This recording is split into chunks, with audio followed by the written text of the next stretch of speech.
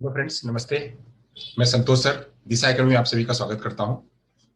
मैं आपके बीच व्याकरण शिक्षण की जो विधियां हैं उसमें से तीसरी विधि आगमन निगमन विधि, श्रेष्ठ विधि। अगर आगमन निगमन विधि दोनों मिल करके जब आ जाती है तो एक श्रेष्ठ विधि बन जाती है। तो ऐसे आगमन निगमन विधि, जिसको श्रेष्ठ विधि भी कहते हैं, वो लेके आया हूं मैं आपके बीच। तो चलिए हम आगमन निगमन विधि दोनों जब मिल जाती है तो उसके बारे में चर्चा करते हैं। हमने जाना हुआ था कि आगमन जो है ये व्याकरण शिक्षण की विधियों में से ये एक विधि है। आगमन विधि के बारे में चर्चा हो गई, निगमन विधि के बारे में चर्चा हो गई। हम जो है अब आगमन निगमन दोनों विधि, जिसको श्रेष्ठ विधि भी कहते हैं, इस श्रेष्ठ विधि के बारे में हम चर्चा करेंगे। तो चलिए आइए जानते हैं। हमने जान लिया हुआ था कि आगमन निगमन विधि जो है, आगमन विधि के बारे में हमने जान लिया हुआ था, फिर निगमन विधि के बारे में हमने जाना हुआ था। अब आगमन निगमन विधि जो दोनों अगर एक साथ में मिल जाती है, यानी कहा गया कि जो आगमन विधि है वह आगमन विधि अधूरी है बगैर निगमन विधि के, और निगमन विधि जो है वो अधूरी है बगैर आगमन विधि के। तो आगमन और निगमन विधि दोनों को अगर हम एक साथ में मिला दे तो एक अच्छी श्रेष्ठ विधि बन जाती है। तो छोटे बच्चों को पढ़ाने के लिए, बड़े बच्चों को पढ़ाने के लिए, दोनों के लिए जो है फायदेमंद हो जाती है। तो ऐसे ही जो आगमन और निगमन विधि, इस विधि का जो है प्रयोग ग्रामर पढ़ाने में, व्याकरण पढ़ाने में इसका प्रयोग किया जाता है। यह विधि, यह दो विधियों आगमन और निगमन विधि का मिश्रण है। यानी आगमन और निगमन दोनों, यानी बॉटम से टॉप, अप की तरफ और अप से बॉटम की तरफ, दोनों को जो है यह लेके आती है। यानी पहले जो है वो सामान्य से विशिष्ट बताती, विशिष्ट से सामान्य की तरफ जाती है, फिर जो है वह सामान्य से विशिष्ट की तरफ आती है। यानी दोनों दोनों को बच्चे जिस तरह से समझ सकें, बच्चों को समझाना है, बच्चों को वह व्याकरण व नियम बच्चों को बताने हैं, वह उसका ज्ञान बताना है, उसका प्रयोग बताना, उसका एप्लीकेशन बताना है, तो बच्चे वह समझ सकें, उनकी ब्रेन स्टॉर्मिंग भी हो सके, उसको रट भी सकें, उसको समझ भी सकें, यह सब कुछ हो सके। तो इसीलिए जो है इसको कहते हैं मिक्सिंग विधि। यह जो है आगमन और निगमन विधि की मिक्सिंग विधि है, यह मिश्रण विधि है। यह दो विधियों आगमन और निगमन विधि दोनों की क्या है, मिश्रण विधि है।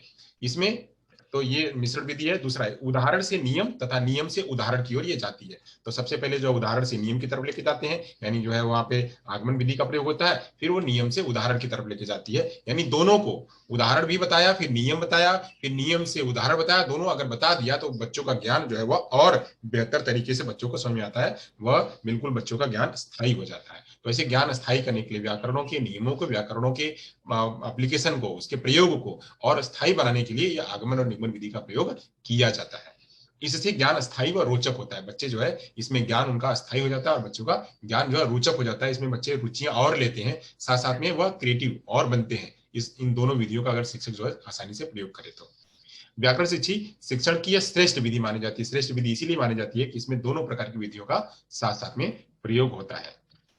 तो ऐसे ही यह सबसे श्रेष्ठ विधि है, श्रेष्ठ विधि व्याकरण शिक्षण पढ़ाने के लिए। तो चलिए आगे चलते हैं, इसमें कैसे प्रयोग किया जाता है। तो दोनों विधियों के बारे में आप तो जानते हैं, दोनों विधियों को आपने समझ लिया हुआ है। तो इसमें सबसे पहले क्या करते हैं, जब निगमन विधि प्रयोग करते हैं तो इसमें जो है सबसे पहले नियम का ज्ञान करवाते हैं, उदाहरणों पर उसका नियम का प्रयोग करते हैं, परीक्षण द्वारा उसकी सत्यता करते हैं और सत्यापन से पुष्टि करते हैं। तो ये हुआ जो है, इसको कहते हैं क्या, निगमन विधि। निगमन विधि में इसको कहते हैं डिडक्टिव मेथड, जनरल से स्पेसिफिक, जनरल से स्पेसिफिक की तरफ जाती है। क्या, ये डिडक्टिव मेथड है, ये इधर से अगर इधर बात करें तो ये डिडक्टिव मेथड है, और यहाँ पे बात करें आगमन विधि तो ये इंडक्टिव मेथड है। तो ये इंडक्टिव मेथड ISG, इसको कहते हैं इंडक्टिव स्पेसिफिक टू जनरल जाना। तो सबसे पहले आपको उदाहरणों को प्रस्तुत किया जाता है, फिर उसके बाद उसका विश्लेषण किया जाता है, फिर उसके बाद जो है उसका सामान्यीकरण किया जाता है, फिर उसका अभ्यास और परीक्षण कराया जाता है। तो यह विधि जो है वह खास ब्रेन स्टॉर्मिंग कराने के लिए, बच्चों को और रचनात्मक रुचि कराने के लिए विधि का प्रयोग होती है। और यह विधि जो है नियमों की जांच करने के लिए और नियमों के आधार पर, जैसे क छोटे बच्चों के लिए और ये बड़े बच्चों के लिए, दोनों बच्चों के लिए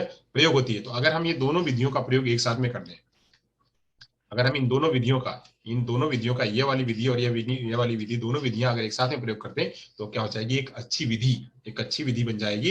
यहाँ पे बच्चों का ज्ञान जो है वो बिल्कुल सॉलिड, बिल्कुल अच्छी तरह से बच्चों को समझ में आ जाएगा। तो ऐसे जो है यह विधि व्याकरण सिखाने के लिए, या व्याकरण सिखाने के लिए साथ साथ में अन्य विषयों को भी सिखाने के लिए, जैसे गणित सिखाना है तो गणित सिखाने के लिए भी दोनों विधियों का एक साथ में प्रयोग होता है। तो शिक्षक को जैसा जरूरत लगती है, शिक्षक को अगर आगमन विधि से पढ़ाना है तो आगमन विधि से पढ़ाता है, निगमन विधि से पढ़ाना है तो निगमन विधि से पढ़ाता है। अगर दोनों को मिक्सिंग करके शिक्षक को बताना है कि ये इससे और बच्चों को ज्ञान बेहतर हो जाएगा, तो ये जो है और होता है।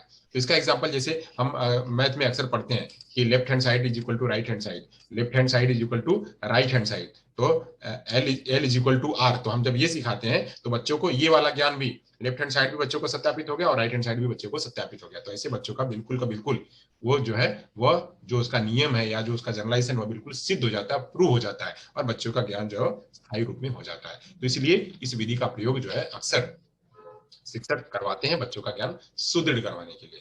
तो यह आगमन और निगमन विधि जो श्रेष्ठ विधि मानी जाती है वो मैंने आपके बीच उपस्थित किया।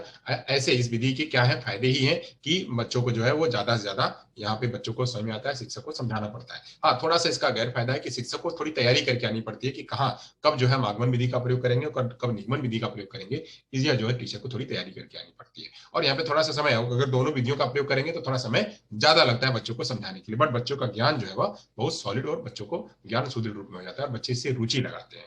तो ऐसे जो है यह विधि आप लोगों ने समझा कि आगमन और निगमन विधि जो है दोनों की मिश्रित विधि है और यह सबसे श्रेष्ठ विधि है। तो आप लोगों को अच्छा लगा होगा वीडियो। तो यहाँ पे जो है ये मैंने आपको आगमन और निगमन विधि श्रेष्ठ विधि के बारे में समझाया।